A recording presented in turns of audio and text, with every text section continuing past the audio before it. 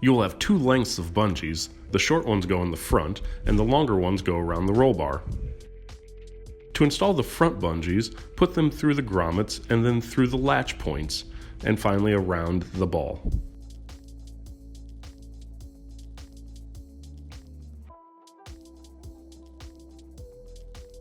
Similar process for the roll bar bungees.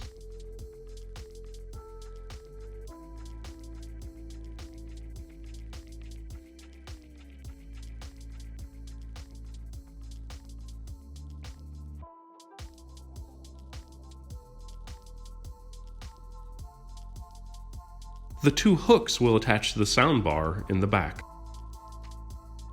Wrap the strap around the sound bar and buckle. Pull the strap to tighten. The soft top can still be latched by pulling the front bungees to the side and latching it as normal.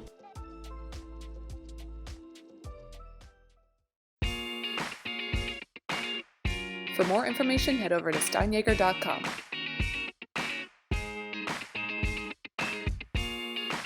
Be sure to follow us on YouTube and Facebook to see more awesome stuff that we're working on.